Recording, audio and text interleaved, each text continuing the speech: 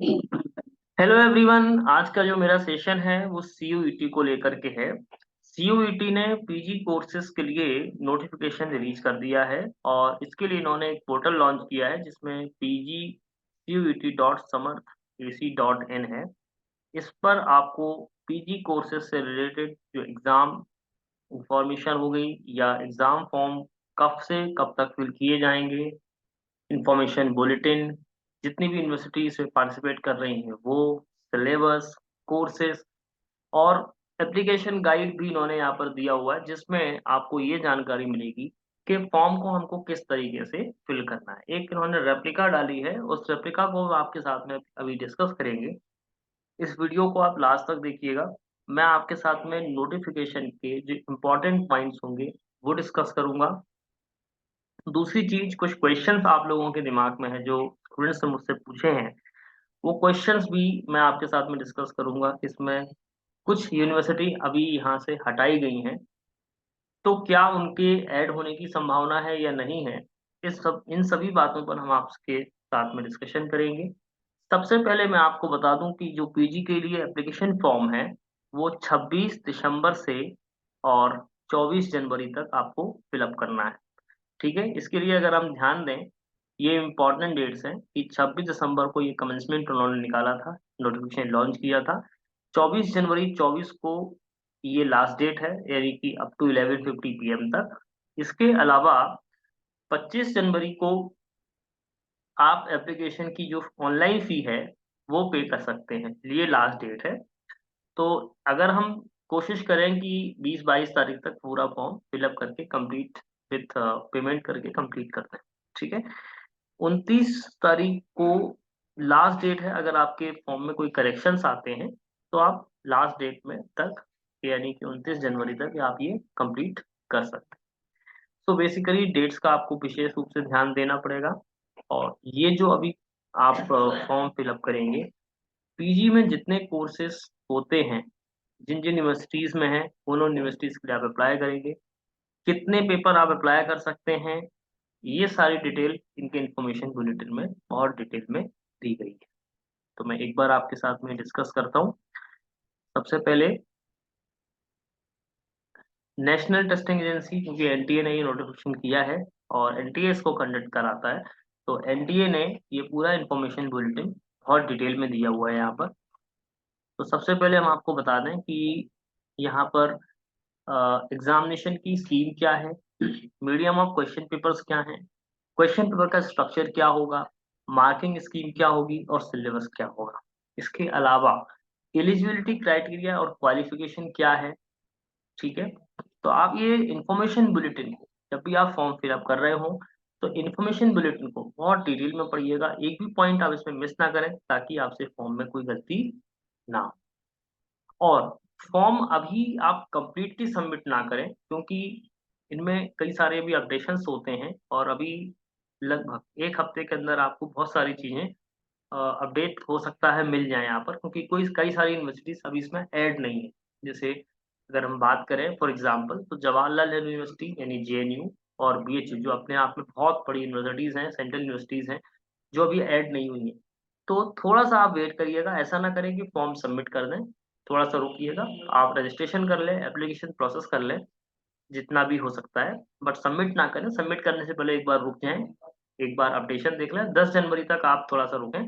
इसके बाद अगर आपको लगता है कि अब कोई अपडेट नहीं आ रही है तो आप उस फॉर्म को सबमिट कर दें, क्योंकि फिर बाद में करेक्शन के लिए आपको मौका मिलेगा, जिसके लिए कोई फी आपको एक्स्ट्रा नहीं देनी है, तो आप कर सकते हैं। ठीक है, इसके अलावा आप सेंटर्स कौन कौन से चॉइस कर सकते हैं, एडमिट कार्ड कब रिलीज होगा, एग्जामिनेशन का शेड्यूल क्या है, वो सारी चीजें जो अभी मैं आपके साथ में डिस्कस करने वाला हूँ। ठीक है, चलिए इसके बाद में जो सर्टिफिकेट के इनेक्शंस दिए गए हैं वो आपको हर पेज पर मिलेंगे। एक फॉर्मेट मिलेगा कि कौन सा फॉर्मेट आपको आपके लिए एप्लीकेबल होगा। अगर आप जनरल ईडब्ल्यूएस के कैंडिडेट हैं तो आपको 30 नंबर वाले जो पेज पर इन्होंने एक फॉर्मेट दिया है, आप चाहें तो इनके फॉर्मेट को प्रिंट निकाल करके इस पर फॉर्म फिलअप करके इसमें सील साइन करवा सकते हैं, या फिर आप अलग से भी सर्टिफिकेट जो आपके पास आप नियरेस्ट कॉमन सर्विस सेंटर्स हैं या तहसील ऑफिस हैं या कलेक्ट्रेट ऑफिस हैं, जहाँ पर ये सर्टिफिकेट बनाए जाते हैं, आप वहाँ जाकर के संपर्क कर सकते हैं। ठीक है? इसके अलावा यहाँ पर लिस्ट ऑफ एग्जामिनेशन सिटीज़ हैं, क्योंकि ये टेस्ट जो है वो कंप्यूटर बेस्ड टेस्ट है, सीबीटी टेस्ट है और यहाँ पर ये एब्रिविएशन दिए हैं, आप डिटेल में पढ़िएगा। अब इम्पोर्टेंट बात मैं आपके साथ में शेयर करने वाला हूँ।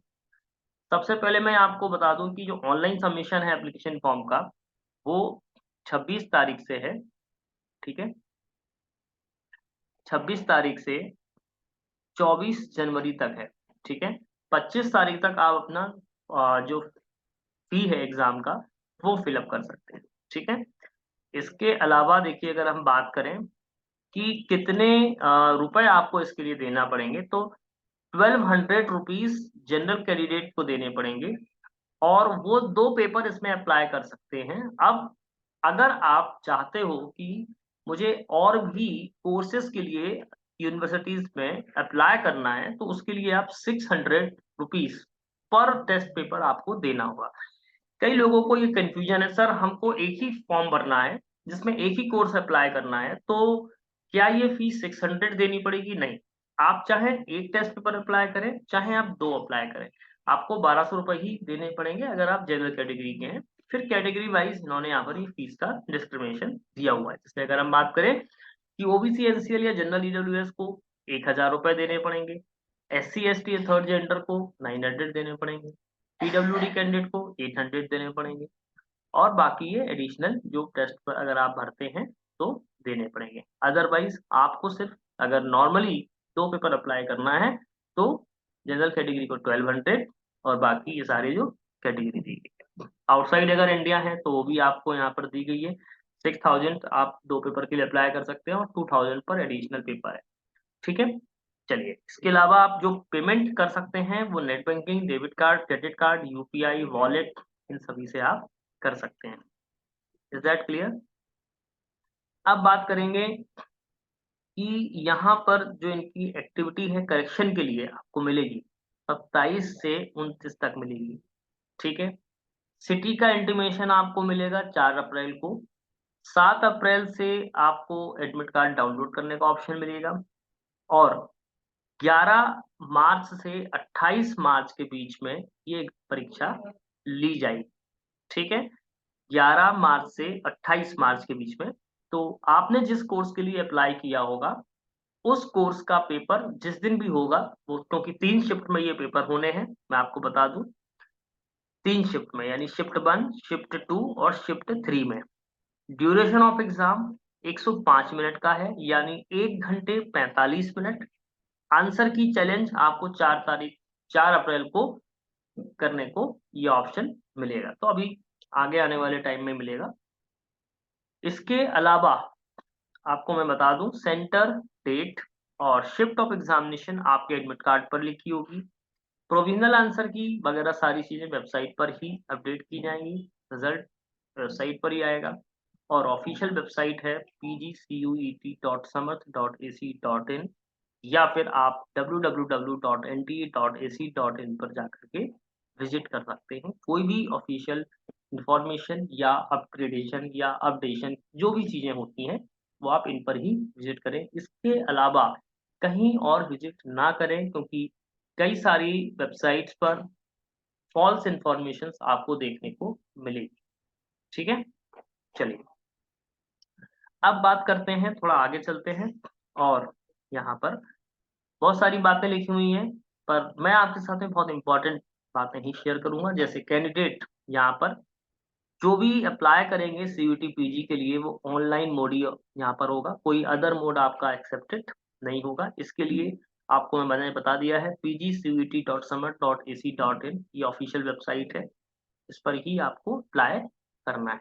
ठीक है? फिर अगर हम बात करें, ये इंस्ट्रक्शंस दिए गए हैं, तो इंस्ट्रक्शंस में सबसे पहले मैं आपसे रिक्वेस्ट करूंगा कि आप एक तो इसकी जो रेप्लिका है वो आप एक बार जरूर देखिएगा। रेप्लिका से आपको बहुत सारे आइडियाज लग जाएंगे। मैं भी आपके साथ में वो रेप्लिका भी शेयर करूंगा और वो रेप्लिका शेयर इसलिए भी करूंगा ताकि आप चीजों को समझ पाएं कि एग्जैक्टली किस तरीके से आपको एप्लीकेशन करना है। बाकी मैं एप्लीकेशन फॉर्म से रिलेटेड एक अलग से वीडियो बनाऊंगा जिसमें कई सारी चीजें मैं आपको बताने वाला हूं उसमें, क्योंकि रेप्लिका में एक पर्टिकुलर कैंडिडेट के बारे में बात की गई, लेकिन मैं जो आपके साथ में वीडियो बनाऊंगा वो हर कैंडिडेट को टारगेट करते हुए बताऊंगा कि किस तरह से आपको एप्लीकेशन प्रोसेस को कंप्लीट करना है, कौन कौन सी यूनिवर्सिटीज इसमें है, कौन कौन से कोर्सेज के लिए आप अप्लाई कर सकते हैं, या कौन कौन से आप सेंटर चॉइस कर सकते हैं। ये सारी चीजों को मैं आपके साथ में बताऊंगा। बट आज मैं नोटिफिकेशन इसलिए आपको समझा रहा हूँ क्योंकि कई सारे स्टूडेंट्स नोटिफिकेशन को नहीं पढ़ते हैं और अपने फॉर्म में बहुत सारी मिस्टेक्स कर देते हैं।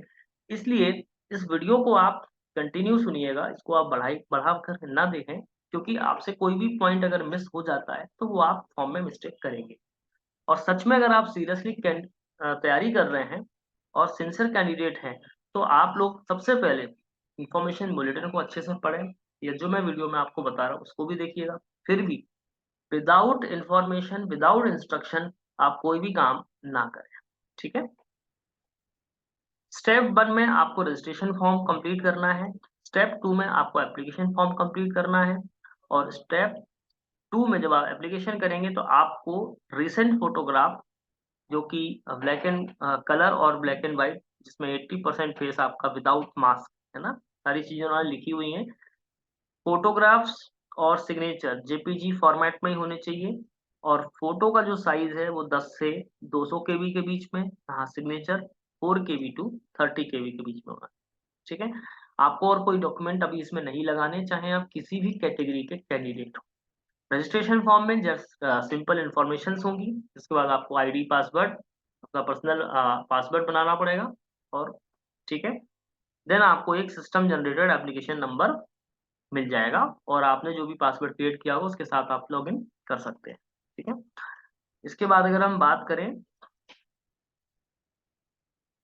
तो ये अगर हम बात करें कि फिर थर्ड स्टेप है फी पेमेंट का। तो फी पेमेंट आपको मैंने बताया कि आपको ऑनलाइन करना है। इसके लिए आप net banking, credit card, debit card, UPI services, किसी भी मोड में जो आपको कन्वीनियंट लगता है उससे आप ये चीज कर सकते हैं, ठीक है।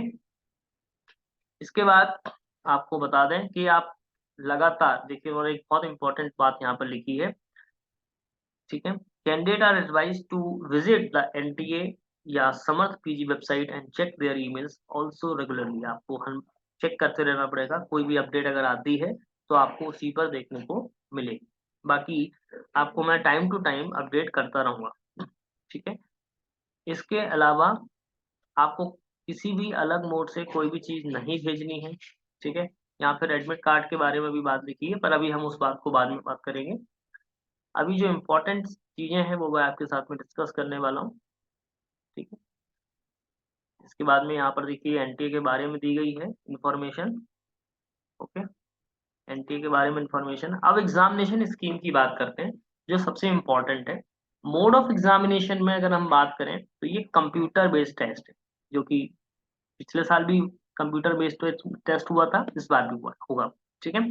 मीडियम ऑफ क्वेश्चन पेपर अगर हम बात करें तो the medium of question paper for CUET PG 24 will be in English and Hindi, यानी बाइलिंगुअल होगा एक्सेप्ट फॉर लैंग्वेजेस। जिन लोगों ने लैंग्वेज कोर्स के लिए अप्लाई किया होगा, तो जो जिस लैंग्वेज के लिए अप्लाई किया है उसी लैंग्वेज में वो पेपर देखने को मिलेगा। एमटेक और हायर साइंसेस में अगर किसी ने अप्लाई किया है, एंड आचार्य पेपर जो कि except Hindu studies, Buddha Darshan and Indian economic system, ठीक है। तो यहाँ पर ये जो पेपर्स होंगे वो इंग्लिश में मिलेंगे, ठीक है। और please note that the corresponding question paper in English version will be taken as a final except in the language and Sahitya papers, ठीक है। तो ये चीज आपको ध्यान रखनी है, आप ध्यान से पढ़िएगा सारी चीजों को। Structure of the question paper क्या होगा, तो यहाँ पर आपको कितने क्वेश्चंस मिलेंगे, 75 क्वेश्चन, जो कि पहले पूछे जाते थे 100 क्वेश्चन, अब पूछे जाएंगे आपसे 75 क्वेश्चन। यहाँ पर पिछली बार दो पार्ट में पेपर पूछा जाता था, पार्ट ए और पार्ट बी। यहाँ पर इस बार ना तो पार्ट ए है और ना ही पार्ट बी है, ओनली एक ही पेपर होगा। So candidate can choose maximum of 4 question paper course list mention below. यहाँ पर आप 4 क्वेश्चन पेपर के लिए ही अप्लाई कर सकते हैं। 2 पेपर तक के लिए आपको 1200 देनी है और उसके बाद आपको 600 पर पेपर। यहाँ पर कोई जनरल टेस्ट नहीं है, ठीक है। जो जनरल पेपर है वो एज अ सब्जेक्ट ही ट्रीट किया जाएगा। इसके क्वेश्चंस जो हैं वो इंग्लिश और हिंदी में होंगे, जो भी उसने रजिस्ट्रेशन के दौरान अपनी लैंग्वेज को चूज किया होगा, ठीक है। तो आपको ध्यान देना है कि अगर आप पेपर इंग्लिश में देना चाहते हैं तो इंग्लिश लैंग्वेज चूज करेंगे और हिंदी में देना चाहते हैं तो हिंदी लैंग्वेज चूज करेंगे। इसके बाद फोर्थ जो पॉइंट है वो ये है कि duration of exam would be the 105 minute, यानी 105 मिनट का ये पेपर होगा। 75 क्वेश्चंस होंगे। हर करेक्ट क्वेश्चन आंसर के लिए आपको 4 मार्क्स यहाँ पर मिलेंगे और 1 मार्क आपका डिडक्ट होगा आपके रॉन्ग आंसर के लिए, हर रॉन्ग आंसर के लिए, ठीक है। इसके अलावा एमटेक और हायर साइंसेस के जो पेपर्स होंगे वो खाली इंग्लिश लैंग्वेज में होंगे। लैंग्वेज पेपर जिस लैंग्वेज में आपने भरा है उस लैंग्वेज में होगा, ठीक है। इसके बाद आचार्य के जो पेपर्स होंगे या जिस यहाँ पर सारी बातें लिखी हैं, ह्यूमैनिटीज, साइंस और कॉमन पेपर्स जो होंगे वो इंग्लिश और हिंदी दोनों में होंगे, ठीक है। एग्जामिनेशन 3 शिफ्ट्स में होगा। इसके अलावा the English version of question will question for except language and Acharya will be taken as a final. अगर आपने भले ही हिंदी या इंग्लिश में किसी में भी चुना होगा पर इंग्लिश को ही प्रायोरिटी पे मानेंगे, है ना, उसको ही फाइनल मानेंगे। सिलेबस जो आपको है वो वेबसाइट में अवेलेबल है। आपने जिस पेपर कोड के लिए अप्लाई किया है उस पेपर कोड का सिलेबस आपको यहाँ पर मिल जाएगा वेबसाइट पर, ठीक है। तो ये यहाँ पर क्वेश्चन पेपर के कोड हैं, ये सब्जेक्ट्स हैं। आप जिस भी पेपर या कोड के लिए अप्लाई करना चाहते हैं वो कोड आप यहाँ पे देखेंगे, ठीक है। ओके, ये कॉमन पेपर्स हैं। इसके बाद में अगर हम बात करें ये साइंस के लिए हैं, देखिए। और साइंस में SCQP09 जो कि MCA के लिए होता है, ठीक है। MCA जो कि मास्टर ऑफ कंप्यूटर एप्लीकेशन, ये मैं एक एग्जांपल के तौर पर ले रहा हूँ। तो उसके लिए जैसे computer science, information technology, computer application, big data analytics, cyber security, artificial intelligence and machine learning, operation research, ये सारी स्ट्रीम्स आती हैं, ठीक है। तो बहुत सारे पेपर्स हैं जिसमें आपको लगता है आपको अप्लाई करना चाहिए, ठीक है। इसके बाद बात करेंगे, ये तो पेपर्स की बात हो गई। अब यहाँ पर बात करेंगे कि चॉइसेस ऑफ सिटीज, ठीक है। चॉइसेस ऑफ सिटीज क्या है? चॉइसेस ऑफ सिटीज में पहला जो आपको 2 ऑप्शन यहाँ पर चूज करने को मिलेंगे। एक तो आपका जो परमानेंट एड्रेस है या प्रेजेंट एड्रेस है उस पर, ठीक है।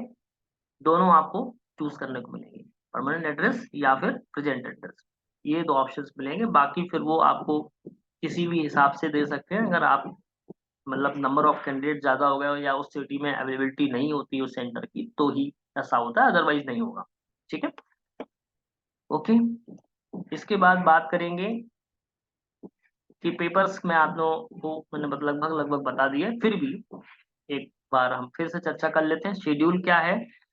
जो शिफ्ट 1 में पेपर होगा वो 9 बजे से 10:45 के बीच में होगा। शिफ्ट 2 में 12:45 से 2:30 बजे तक होगा और शिफ्ट 3 में 4:30 से 6:15 तक होगा। ड्यूरेशन है 1 घंटे 45 minute. Number of question 75। CBT mode ही है, ठीक है। इसके अलावा यहाँ पर रिपोर्टिंग टाइम आपको लगभग 7 बजे सुबह वाली शिफ्ट में 7 से 8:30, दोपहर वाली शिफ्ट में 10:50 से 12 बजे तक और शाम वाली शिफ्ट में 2:35 से 4 बजे तक, ठीक है। ये आपकी एंट्रीज के टाइमिंग लिखे हुए हैं, रिपोर्टिंग टाइम, ठीक है। इसके बाद में ये यहाँ पे इंस्ट्रक्शंस लिखे हुए हैं कि आपको कब रीड करना है। इंस्ट्रक्शंस 8:50 पे इंस्ट्रक्शन रीड करना पड़ेंगे फर्स्ट शिफ्ट में, 12:35 पे सेकंड शिफ्ट में और 4:20 पे थर्ड शिफ्ट में। टेस्ट 9 से कंप्लीट होगा, 9 बजे से 10:45 पे होगा, ठीक है। तो ये तो सब आपकी चीजें एडमिट कार्ड पर लिखी होंगी, इस पर बहुत ज्यादा डिटेल में हम चर्चा नहीं करेंगे। इसके बाद मार्किंग स्कीम लगभग मैं आपसे डिस्कस कर चुका हूँ। अभी रीचेकिंग पर हम बात नहीं करेंगे क्योंकि रीचेकिंग इतनी इम्पोर्टेंट नहीं है। फिर ये यहाँ पर कुछ सर्टिफिकेट के प्रोफार्मा दिए हुए हैं, ठीक है, जो कि अभी आपको नहीं लगाने हैं। ओके, अभी आपको कोई भी प्रोफार्मा नहीं लगाना, लेकिन आप बनवा के रख लीजिएगा जब आप बनवाएंगे, ठीक है। जैसे अगर मैं बात करूं, ये OBC एनसीएल का सर्टिफिकेट है, ये EWS के लिए है, आप ये प्रोफार्मा रेफर कर सकते हैं, और नहीं तो आप ऑनलाइन चूंकि अप्लाई करते हैं तो ये सारी चीजें उसमें मेंशन होती है। SC ST का ये है, ठीक है। इसके अलावा PWD का है, ठीक है। अब बात करेंगे सेंटर्स की। तो यहाँ पर ये स्टेट दी गई है, सिटी दी गई है और सिटी के कोड दिए गए हैं, ठीक है। आप किसी भी सिटी को उठा के, जैसे अगर मैं बात करूँ कि जैसे मध्य प्रदेश की बात करूँ मैं यहाँ पर, तो मध्य प्रदेश में यहाँ पर बालाघाट, भोपाल, ग्वालियर, इंदौर, जबलपुर, खंडवा, सागर, सतना, उज्जैन, ये दिए गए हैं, ठीक है। या फिर मैं आपसे बात करूं कि यहाँ पर देखिए बहुत सारे जितनी भी सिटीज हैं, देखिए उत्तर प्रदेश में गाजियाबाद, मेरठ, नोएडा, अलीगढ़, ठीक है, आगरा, इलाहाबाद, अंबेडकर नगर, आजमगढ़, बलिया, ऐसे सिटीज दी गई, तो आपको चुनने को मिलेगा, ठीक है। अब प्रोसीजर हमने आपको बिल्कुल बता दिया, 3 स्टेप में है। पहले स्टेप में रजिस्ट्रेशन, दूसरे स्टेप में एप्लीकेशन और तीसरे स्टेप में आपको फी जमा करनी, ठीक है। ओके, ये सपोर्टिंग नंबर्स हैं, अगर आपको पे करने में कोई दिक्कत आती है तो ये सपोर्टिंग नंबर्स भी दिए गए, कॉन्टैक्ट नंबर दिए गए, कोई प्रॉब्लम आती है उन पे कॉन्टैक्ट कर सकते हैं, ठीक है। CBT बेस्ड पेपर होगा, और ये इंस्ट्रक्शंस आपको पेपर में देखने को मिलते हैं इस तरीके से, ठीक है। तो लगभग लगभग सभी लोगों ने पेपर आप दिया होगा। अब बात करेंगे ये जो रेप्लिका की बात करेंगे कि रेप्लिका क्या है, तो उसके बाद में उसके बारे में मैं अभी आपसे थोड़ी देर में डिस्कस करूंगा। उससे पहले यहाँ पर आपको बता दूं कि ये सिलेबस दिया गया है। अगर मैं सिलेबस वाले टैब पे क्लिक करता हूँ तो यहाँ पर आपको सिलेबस देखने को मिलेगा। जिस भी कोर्स के लिए आपने अप्लाई किया है या आप अप्लाई करना चाहते हैं उस कोर्स का यहाँ पर सिलेबस लिखा हुआ है, ठीक है। जैसे जैसे यहाँ पर ये दिया गया है, B.Ed है ना, B.Ed languages, B.Ed mathematics language का, बॉटनी का, केमिस्ट्री का, computer science and information technology, इसके बारे में मैं आपको बता देता हूँ क्योंकि है ना, कि सिलेबस क्या है। अब सिलेबस में भी इन्होंने अपडेट किए हैं, तो वो भी अभी हम आपके साथ में डिस्कस करेंगे कि जैसे कंप्यूटर साइंस में इन्होंने सिलेबस को अपडेट कर दिया है पिछली बार। ये सिलेबस तो बिल्कुल सेम है, कोई दिक्कत नहीं है। MCA वालों के लिए मैं बात कर रहा हूँ, इन्होंने MCA, ठीक है। पहली ये चीज तो कोई दिक्कत नहीं है इसमें। अब टोटल क्वेश्चन आएंगे 75, ठीक है। 75 में इसमें से लगभग मान लेते हैं कि 22 25 मान लेते हैं, बहुत मैक्सिमम, है ना। और लगभग मैथ्स में भी इतने ही मान लेता हूँ, 22 25, ठीक है। और कंप्यूटर यहाँ पर 3 पोर्शन है।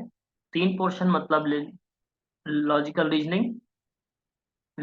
रीजनिंग, मैथमेटिक्स और कंप्यूटर, ठीक है।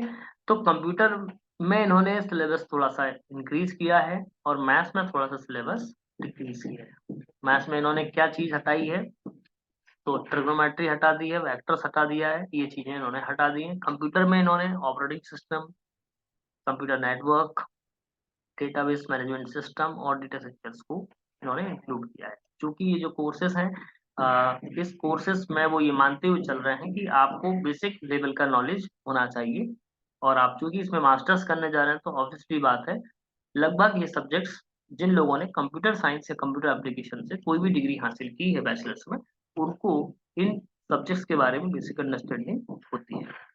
तो इसी का वो टेस्ट आपसे लेंगे इस बात।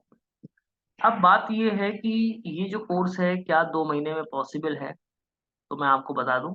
देखिए, जिन लोगों ने पहले से पढ़ रखा है उनको दिक्कत नहीं आएगी, उनको एक तरीके से बेसिक रिवीजन करना है, जिन्होंने अपने बेसिक लेवल पे पढ़ा हुआ है, क्योंकि इसमें बहुत टिपिकल क्वेश्चंस तो आपसे नहीं पूछेंगे, और अगर आप पूछते हैं तो ऑब्वियसली बात है कि वो आप इतने जल्दी कैचअप नहीं कर पाएंगे। ओके। दूसरी बात यह है कि सबसे पहले जो मैं आपको बता दूं कि इसमें क्या क्या चीजें आप पहले शुरू कर सकते हैं, तो कंप्यूटर नेटवर्क आप कर सकते हैं, ऑपरेटिंग सिस्टम आप कर सकते हैं और DBMS पहले कर सकते हैं। इसके बाद आप डेटा स्ट्रक्चर को लीजिए, क्योंकि डेटा स्ट्रक्चर का जो सिलेबस है वो काफी उन्होंने लेबरेट किया हुआ है, इतनी सारी चीजें आपको आनी चाहिए। और दूसरी चीज, ये जो सिलेबस यहाँ से लेकर के यहाँ तक दिया है ये रिपीट है, ठीक है। तो सिलेबस सिर्फ इतना ही है, यहाँ से लेकर यहाँ तक यही सिलेबस को ना तो वापस रिपीट कर दिया, तो आप डरिए मत, घबराइए मत। कि इस डेटा स्ट्रक्चर का सिलेबस बहुत ज़्यादा दिया है या बहुत बड़ा दिया है, ये सिलेबस उतना ही है।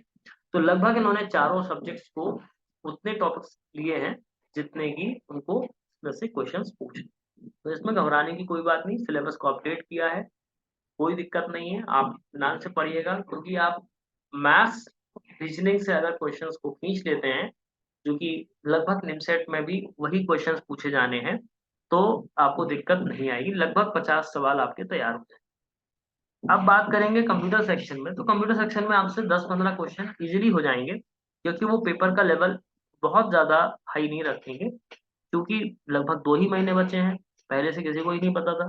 तो ऑब्वियसली बात है कि इस पेपर का इस बार का जो नेचर होना चाहिए, मुझे लगता है, वो बहुत ज़्यादा टिपिकल नहीं होगा, मिड लेवल लेवल हो सकता है, ठीक है? तो इसमें चिंता करने की बात नहीं है, ना ही पैनिक होने की बात।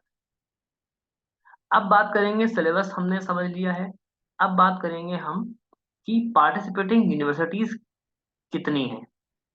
तो अगर हम इस पर क्लिक करें, तो हमें यूनिवर्सिटीज़ की यहाँ पर जानकारी मिल जाएगी, ठीक है? यूनिवर्सिटीज़ में आपको बता दें, देखिए, ये यहाँ पर यूनिवर्सिटीज़ की लिस्ट है। इन्होंने बिल्कुल कैटेगरी वाइज़ दी गई है, इस बार बहुत अच्छी बात ये है कि आपको सारी चीज़ की जो जानकारी है, वो इन्होंने प्रॉपर दी है। पिछली बार बहुत सारी यूनिवर्सिटीज़ दिखती थी लेकिन समझ नहीं पाते थे कि कौन-सी यूनिवर्सिटीज़ सेंट्रल हैं, कौन-सी स्टेट हैं, कौन-सी प्राइवेट हैं, कौन-सी डीम्ड हैं। इन्होंने बिल्कुल कैटेगरी वाइज़ दिया है। देखिए, यूनिवर्सिटी टाइप सेंट्रल यूनिवर्सिटीज़ की लिस्ट में इन्होंने हरियाणा, हिमाचल प्रदेश, जम्मू, ठीक है? झारखंड, केरला, राजस्थान, बिहार न है ना? ये सारी तमिलनाडु, ये सारी चीज़ें उन्होंने दी हैं। इसके अलावा जो मेजर यूनिवर्सिटीज़ की अगर हम बात करें, तो एक तो इन्होंने यूनिवर्सिटीज़ ऑफ दिल्ली और यूनिवर्सिटीज़ ऑफ हैदराबाद।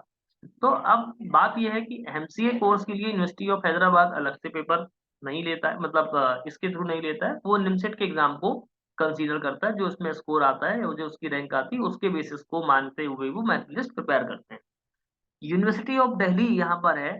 अब क्वेश्चन ये है बस कई सारे स्टूडेंट्स का कि सर इसमें जवाहरलाल नेहरू यूनिवर्सिटी नहीं है, बनारस हिंदू यूनिवर्सिटी नहीं है, तो क्या ये यूनिवर्सिटी अलग से पेपर लेंगी या ये हटा दी गई हैं? इनका एग्ज़ाम प्रोसीजर क्या होगा? इनका एडमिशन प्रोसेस क्या होगा? ये सारी जो चर्चा है, इस पर आप लोगों के बहुत सारे क्वेश्चन्स हैं। तो पहले मैं आपको बता दूँ, जो लास्ट ईयर इन्होंने यूनिवर्सिटीज़ दी थी, देखिए 2023 की पार्टिसिपेटिंग यूनिवर्सिटीज़ की लिस्ट है। दिल्ली यूनिवर्सिटी, जहाँ पर मास्टर्स के और भी कोर्सेज़ थे और एमसीए था। जेएनयू, जिसमें पीजीडी और एमसीए होता था। पीएचयू, जिसमें एमएससी या एमसीए होता है। ट्रिपल एमयू यानी मदन मोहन मालवीय इन्होंने लिया हुआ है। एपीजे अब्दुल कलाम, एमटेक और एमसीए, ये 5 मेजर यूनिवर्सिटीज़ हैं जिनके लिए बच्चे एप्लीकेशन फॉर्म भी करते हैं और इनकी काउंसलिंग भी करवाते हैं। यूनिवर्सिटीज़ तो और बहुत सारी हैं। अब जैसे अब्दुल कलाम के अंदर लखनऊ यूनिवर्सिटी है, बहुत सारी दीनदयाल यूनिवर्सिटी हैं, ठीक है? ये भी बहुत अलग-अलग यूनिवर्सिटीज़ हैं, ठीक है? लेकिन इस बार ये यूनिवर्सिटीज़ नहीं है, देखो सेंट्रल यूनिवर्सिटीज़ ये हैं। तो इन्होंने सेंट्रल यूनिवर्सिटीज़ तो लगभग-लगभग सारी कवर की हैं, पर और भी यूनिवर्सिटीज़ हैं जो यहाँ इस लिस्ट में आपको देखने को मिलेंगी, बट उनकी लिस्ट में वो चीज़ें देखने को अभी नहीं मिलेंगी। तो अब अगली बात ये है, जैसे कि मान के चलिए जेएनयू है या बीएचयू है, ये अभी तक नहीं आई हैं, ठीक है? और या doctor APJ Abdul Kalam AKTU भी नहीं है। यहाँ पर सिर्फ 3 यूनिवर्सिटीज़ हैं, जैसे कि ये, ये नहीं है, ये नहीं है, ठीक है? इसके अलावा अगर हम दिल्ली की बात करें, तो देखिए, दिल्ली की बात करें, तो सिर्फ यही यूनिवर्सिटी यहाँ पर आपको दी गई है।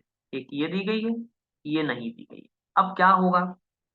तो देखिए, इन्होंने एक बिल्कुल क्लियरली बात बोली है कि एफएक्यू में अगर आप इनका पढ़ेंगे एफएक्यू, तो एफएक्यू में ये बिल्कुल क्लियर बात है कि अभी ये जो यूनिवर्सिटीज़ की लिस्ट उन्होंने दी है, ये डायनामिक दी है, नॉट स्टैटिक।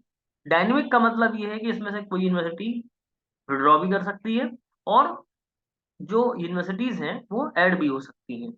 तो अभी आपको चिंता करने की बात नहीं है। आप एनटीए की वेबसाइट और ये पीजीसीईटी समर्थ वेबसाइट है, इन दोनों को आप बिल्कुल क्लियरली देख लीजिएगा। ये जो वेबसाइट है, या तो इस वेबसाइट को या nta.ac.in, इसको कंटिन्यूअसली मॉनिटर करते रहें, आप अपडेट लेते रहें कि कोई यूनिवर्सिटी ऐड हुई है या नहीं हुई है। इसके अलावा अगर हम बात करें, देखिए ये इनकी जेएनयू की ऑफिशियल वेबसाइट है, यहाँ पर भी ट्राई करते रहें, देखते रहें एडमिशन ब्लॉक में जा करके। ये बीएचयू की वेबसाइट है, बीएचयू ऑनलाइन डॉट, यहाँ पर भी आप चेक करते रहें। बाकी अगर कोई नई अपडेट आती है तो हम आपको जरूर देंगे, बट आप भी अपने लेवल पर चेक करते रहें, ठीक है? क्योंकि मैं आपको सिर्फ इन्फॉर्मेशन दूंगा, लेकिन इन्फॉर्मेशन रीड करना, उसको देखना, उसको समझना, ये आपका ही काम है। यहाँ पर इन्होंने ये लिस्ट व्यू दिया हुआ है जितनी भी यूनिवर्सिटीज हैं, देखिए।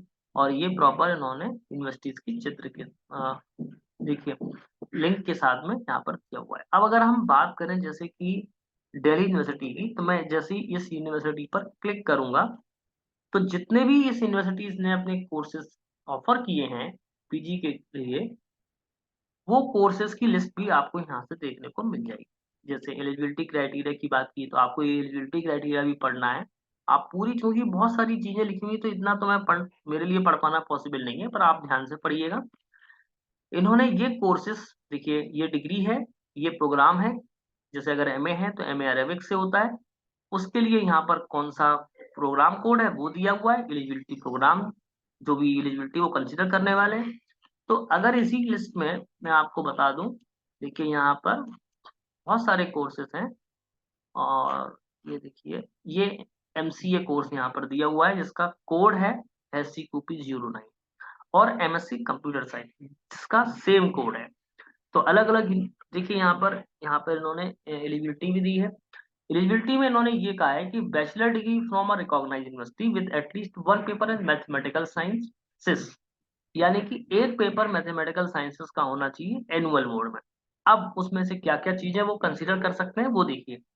एक तो आपके पास में मैथमेटिक्स का हो सकता है पेपर, या कंप्यूटर साइंस का हो सकता है, या स्टैटिस्टिक्स का हो सकता है, या ऑपरेशन रिसर्च का हो सकता है। ये अंडर एनुअल मोड में एक पेपर, और सेमेस्टर मोड में दो पेपर चाहिए, ठीक है? समझ में आ गई बात? वहीं एमएससी कंप्यूटर साइंस के थोड़े एलिजिबिलिटी अलग है। Bachelor degree with at least 6 courses in computer sciences and at least 2 courses in mathematics under semester system from a recognised university, ठीक है? तो आप एलिजिबिलिटी जरूर ध्यान से पढ़िएगा। कोई भी यूनिवर्सिटी अप्लाई करें, कोई भी कोर्स या कोई भी यूनिवर्सिटी आप अप्लाई करें, उसकी एलिजिबिलिटी जरूर देखना है।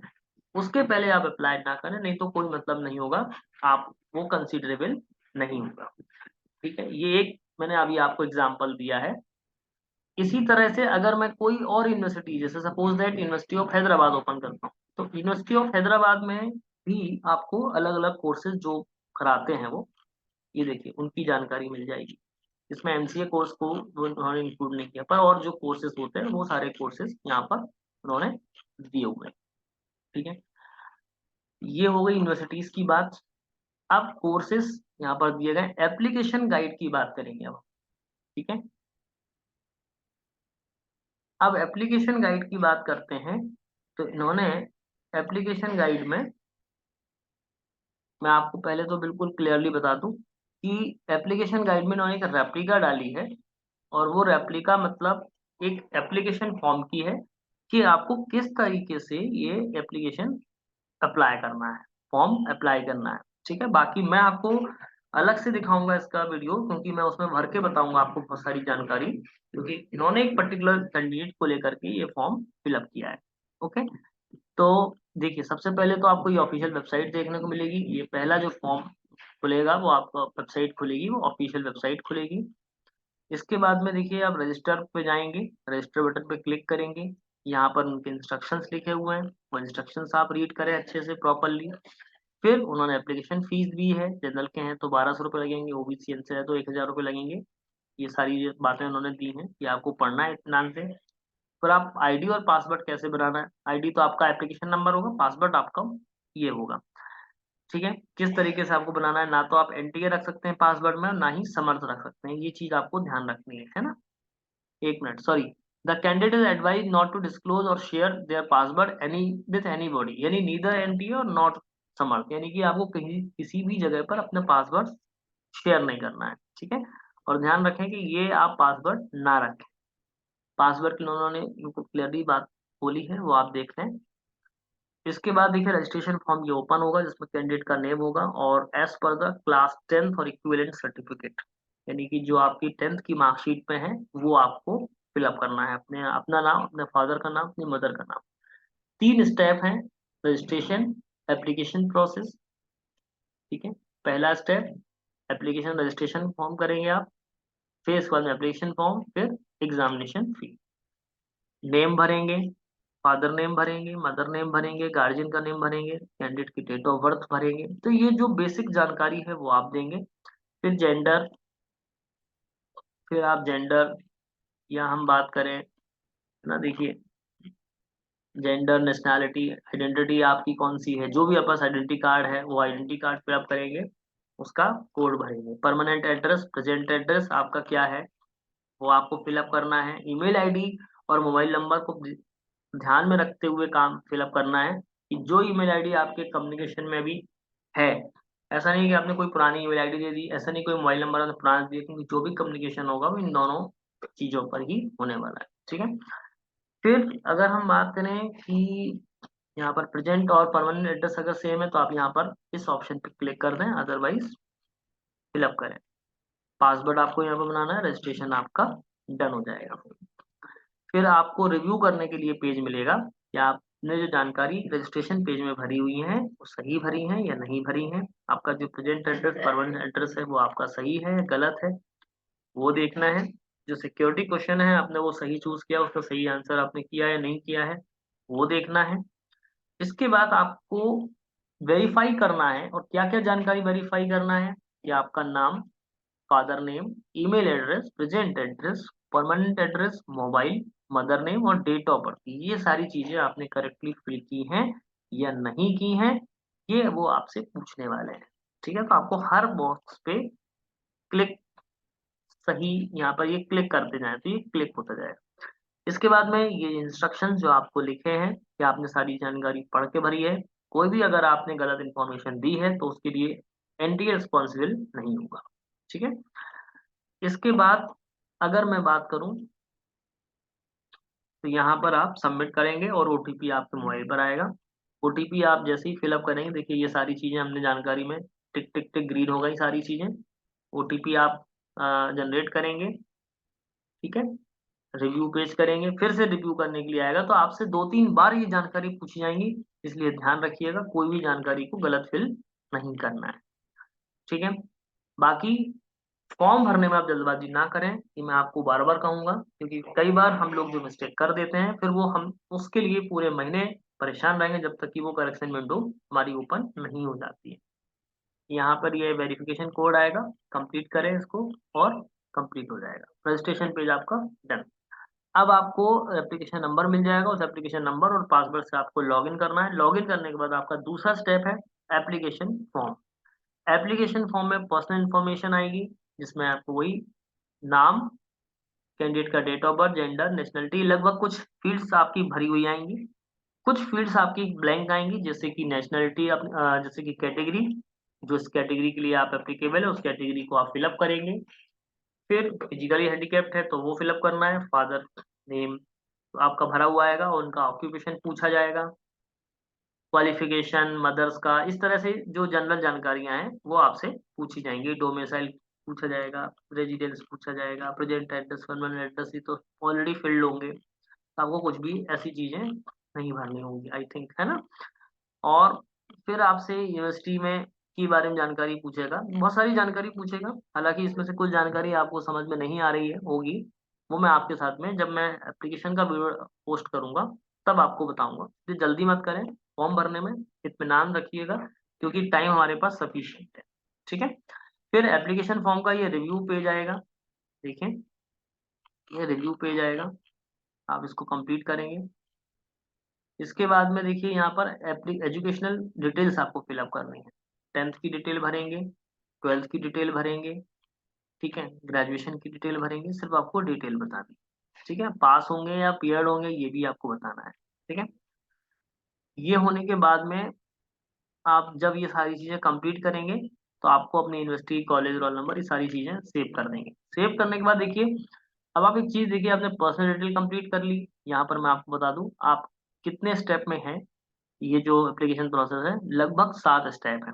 पहली स्टेप पर्सनल डिटेल, दूसरी एजुकेशनल डिटेल, तीसरी एग्जाम सेंटर, चौथी यूनिवर्सिटी या प्रोग्राम जो भी आप सिलेक्ट करेंगे, किस यूनिवर्सिटी में कौन सा प्रोग्राम सिलेक्ट कर रहे हैं, उसमें टेस्ट पेपर कौन सा आपने चूज किया है, अपलोड, सिग्नेचर और साइन, और प्रीव्यू करेंगे। तो ऐसे 7 स्टेप है। इन 7 स्टेप में आपको ये एप्लीकेशन प्रोसेस कंप्लीट करनी है। ठीक। अब बात करेंगे हम, देखिए ये पूरी डिटेल्स भरी हुई आ जाएगी आपकी, आप इसको कंफर्म करेंगे। कंफर्म करने के बाद में आपके पास में एग्जामिनेशन सेंटर का ऑप्शन आएगा, जिसमें आपको 2 ऑप्शन सिलेक्ट करने हैं। ठीक है। पहली ऑप्शन में देखिए आप स्टेट सिलेक्ट करेंगे, उसका सिटी सिलेक्ट करेंगे, दूसरे में उसका स्टेट सिलेक्ट करेंगे, दूसरा का सिटी सिलेक्ट करेंगे। ठीक है। ये तीसरी स्टेप है। तीसरी स्टेप के बाद में आपको चौथा स्टेप जो है, चौथे स्टेप में क्या करना है आपको, यहाँ पर ये तो तीसरी स्टेप है, कंफर्मेशन करने के बाद वो आपसे पूछेगा। देखिए जैसे कि आपको कौन सी यूनिवर्सिटी सिलेक्ट करनी है, यहाँ पर यूनिवर्सिटी सिलेक्ट करेंगे, उस यूनिवर्सिटी में कौन सा प्रोग्राम कोड है जो आप सिलेक्ट करना चाहते हैं। ठीक है। ओके।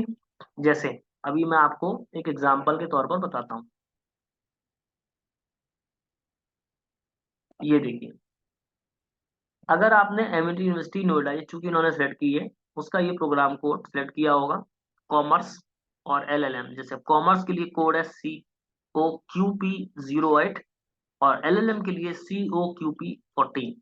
ये इनकी एलिजिबिलिटी है। आप जैसे ही इस पर क्लिक करेंगे तो आपको एलिजिबिलिटी जानकारी मिल जाएगी। ठीक है।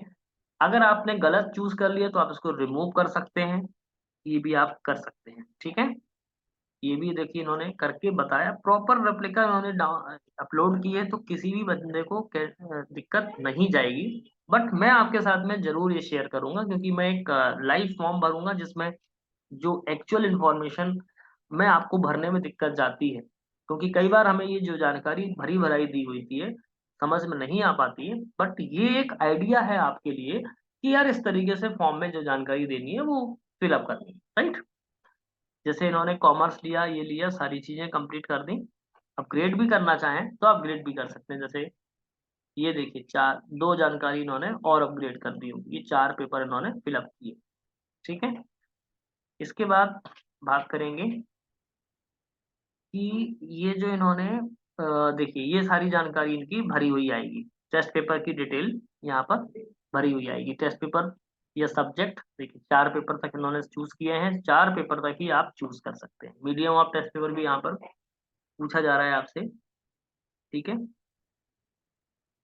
इसके बाद में देखिए, ये कंप्लीट होने के बाद में आप इसको अपडेट भी कर सकते हैं। अब बात आती है डॉक्यूमेंट अपलोड में। तो आपका जो फोटो है, देखिए ये लगभग इन्होंने जिस तरीके से कैंडिडेट का फोटोग्राफ होना चाहिए वो कैंडिडेट का फोटोग्राफ है, ये साइन है। इसके अलावा देखिए यहाँ पर 10th का डॉक्यूमेंट, मतलब 10th की मार्कशीट भी आपको अपलोड करनी है। तो 3 चीजें यहाँ पर आपको, एक तो कैंडिडेट का सिग्नेचर, कैंडिडेट का फोटो, ये 3 चीजें आपको करनी है। तीसरी चीज यानी कि जो कैंडिडेट का 10th का मार्कशीट है वो पीडीएफ फॉर्मेट में, ये दोनों जो हैं वो आपको फाइल किस में करना है, जेपीजी या जेपीईजी फॉर्मेट में करना है। ठीक है। Is that clear? अब आपको बिल्कुल अच्छे से समझ में आ गई होगी बात। ठीक है। ये कंप्लीट करने के बाद में आपको लास्ट स्टेप जो है वो है रिव्यू पेज करने हैं। रिव्यू में आपको सारी जानकारी देखनी है कि जो भी आप फाइनल सबमिट कर रहे हैं उससे पहले अपनी जानकारी को देख लें कि आपने जो जो डिटेल्स दी हैं वो डिटेल्स करेक्ट हैं या नहीं है। पर्सनल डिटेल, ठीक है, एजुकेशनल डिटेल्स, ये देखिए पर्सनल डिटेल का कॉलम है, इसमें जो जो जानकारी आपने भरी है वो सही है या नहीं है। क्योंकि कई बार बंदे कैटेगरी को लेकर गलत कर देते हैं, वो जनरल में कंसीडर होंगे या ईडब्ल्यूएस में होंगे, है ना। सर्टिफिकेट नहीं भी होता है तो भी हम ईडब्ल्यूएस भर देते हैं, सर्टिफिकेट नहीं होता है तो भी हम ओबीसी भर देते हैं, या सर्टिफिकेट हमारा बन नहीं सकता है तो भी हम भर देते हैं। तो आपको ये सारी चीजें ध्यान में रख करके ही फॉर्म कंप्लीट करना है। ठीक है। फिर ये बहुत सारी जो चीजें पूछी हैं आपने सही अ, सही जानकारी भरी है या नहीं भरी है, वो आपको रिव्यू करना है। इसके बाद जैसे 10th की एजुकेशनल डिटेल है, ठीक है, 10th और इक्विवेलेंट में आपने क्या किया हुआ है, रिजल्ट आपका पास्ड है, किस बोर्ड से किया है, कब किया है, किस स्कूल से किया है, क्या उसमें क्या रोल नंबर था, उसमें किस मोड में आपका था, परसेंटेज या CGPA, maximum marks percentage mode में होगा तो मैक्सिमम मार्क्स और मिनिमम मार्क्स आएंगे। सीजीपीए में होगा तो मैक्सिमम ग्रेड पॉइंट और उसमें से ऑब्टेन ग्रेड होगा। ठीक है, परसेंटेज कितने हैं या ग्रेड पॉइंट कितना है, सीजीपीए कितना ऑब्टेन किया था, ये सारी चीजें वो आपसे पूछेंगे। 10th 12th जैसा 10th पूछेंगे वैसे ही 12th पूछेंगे। 10 12th की हो गई जानकारी, इसके बाद ग्रेजुएशन की, कि आपने क्वालिफाइंग कब किया है, मतलब कब किया है, कौन सा कोर्स किया है, पास हो चुके हैं, किस यूनिवर्सिटी से किया है वो पूछेंगे, कौन सा कॉलेज था वो पूछेंगे, रोल नंबर, रिजल्ट मोड, ये सब सारी चीजें आपसे पूछने वाले हैं। एग्जामिनेशन सेंटर जो आपने भरे हैं वो सही भरे नहीं भरे हैं, जो आपने यूनिवर्सिटी या प्रोग्राम सेलेक्ट किए हैं वो आपने सही किए कि नहीं किए, तो ये रिव्यू आपको ध्यान से करना है, ऐसा नहीं खाली बस वो देखना ही है। इसके बाद टेस्ट पेपर में जो सिलेक्शन आपने किया है, चारों टेस्ट पेपर आपने सिलेक्ट किए हैं वो सही किए हैं या नहीं किए हैं, ये आपको यहाँ पर सारी बातें देखनी है। फिर प्रेजेंट एड्रेस या परमानेंट एड्रेस आपका सही है या नहीं है वो आपको एक बार चेक करना है। ठीक है, आपने जो फाइल्स अपलोड की हैं वो प्रॉपर हैं कि नहीं है, एक बार इसको देखना है। और देन आप जो फी डिटेल है वो आपकी सही आ रही है कि नहीं आ रही है। फी डिटेल सही आ रही है नहीं आ रही उसको आप कैसे देखेंगे, उसके लिए आपने जो जिस जिस पेपर्स के लिए अप्लाई किया होगा, देखिए यहाँ पर मैं आपको बता दूं थोड़ा सा। देखिए, ये जैसे आपने फॉर्म भरा है, ये 4 पेपर आपके लिए आ रहे हैं। ठीक है, तो अब ये जो चारों पेपर आपके लिए आ रहे हैं उसमें से एक और ये दो 1200 आएंगे जनरल के हैं, और अगर आपने 3 किए हैं तो आपको फीस देखनी है कितनी आएगी, 600 रुपए और आएगी, 1800 हो जाएगी। अगर आपने ये भी किया है तो कितनी आ जाएगी, 2400 रुपए आएगी। तो फीस आपको आपकी कैटेगरी के हिसाब से भी चेंज होगी, इसलिए ध्यान रखना है। एक बार आपने पेमेंट कर दिया तो आपका रिफंडेबल नहीं है, ये चीज आपको ध्यान देनी है ना। फिर जो चेकलिस्ट में आपसे पूछेंगे कि my name is this, my father name, my mother name, my date of birth, my gender, my category, my educational detail, I have read university detail, admission guideline, my choice of examination cities, ये सारी चीजें वो आपसे पूछेंगे कि correct है या नहीं, यानी कि आपसे गलती होने की संभावना बिल्कुल भी नहीं है। फिर भी कई स्टूडेंट्स गलती कर देते हैं, इसलिए आपको बता रहे हैं कि इस सारी जानकारी को बहुत ध्यान से पढ़िएगा, एक एक बात को अच्छे से पढ़िएगा। ठीक है, क्योंकि वो आपसे कई बार कंफर्मेशन लेते हैं। और जैसे ही आपका ये कंप्लीट हो जाएगा तो स्टेप 1 कंप्लीट, स्टेप 2 कंप्लीट, अब स्टेप 3 है आपका पेमेंट ऑफ फीस, जो कि आप पे करेंगे। ठीक, जैसे ही कंप्लीट हो जाएगा तो देखिए यहाँ पर टिक के निशान आ जाते हैं जो जो स्टेप आपने कंप्लीट कर लिए। ओके, ठीक, कंटिन्यू करेंगे आप। ईमेल एप्लीकेशन, ईमेल नंबर और मोबाइल नंबर को भी आप वेरीफाई करवाएं। ठीक है, ओके। तो इस तरीके से आपको अपनी एप्लीकेशन की पूरी जो प्रोसेस है वो कंप्लीट करनी है, और इसके लिए ही इन्होंने पूरी रेप्लिका यहाँ पर दे रखी है आपको, जो आपको एग्जाम फॉर्म को भरने में सुविधा मिलेगी आपको। बाकी मैं आपके लिए रजिस्ट्रेशन से लेकर के एप्लीकेशन तक की पूरी प्रोसेस आपको मैं वीडियो के थ्रू समझाऊंगा कि कैसे आपको फिलअप करना है, मैं इवन आपको भर के बताऊंगा जानकारी। ठीक है, ताकि आपको जो भी आपके मन में क्वेश्चंस हैं, डाउट्स हैं, वो भी क्लियर हो जाए। इसके अलावा अगर आपको कोई भी डाउट आते हैं, देखिए इन्होंने यहाँ पर इन्होंने ये देखिए, यहाँ पर ये इन्होंने FAQs भी ले रखे हैं। मैं अगर आपको दिक्कत आती है तो मैं आपको FAQ से रिलेटेड भी एक अलग से एक वीडियो बना दूंगा जो आपके डाउट्स को हैंडल करेंगे, जिसमें आपके बहुत सारे क्वेश्चन FAQ के भी क्वेश्चंस लूंगा, और आप लोग जो मुझे क्वेश्चंस पूछेंगे उन क्वेश्चंस के भी मैं आपको इस वीडियो में आंसर करूंगा।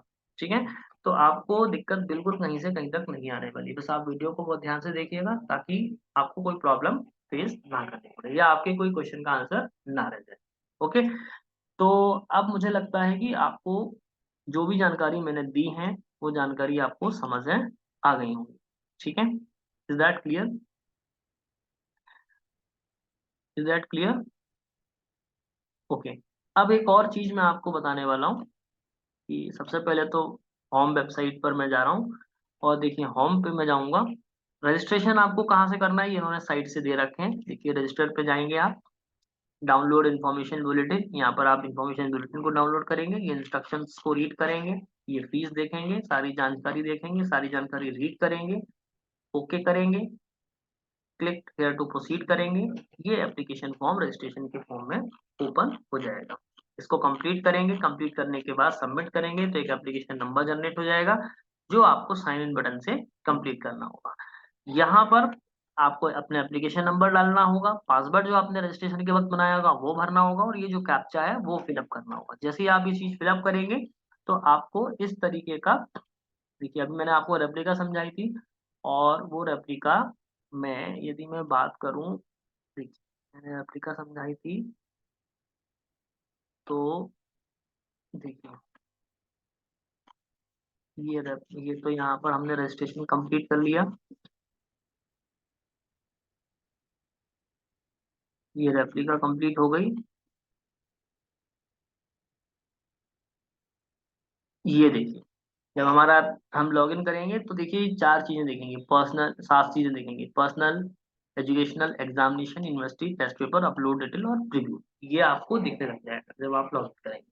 ठीक है, ओके, ये कंप्लीट हो जाएगी तो फिर आप पेमेंट ऑफ फीस वाले पे यानी लास्ट वाले टैब पर जाएंगे, जो कि आपको ये दिखेगी, देखिए इस तरह से दिखेगा तीसरा पोर्ट।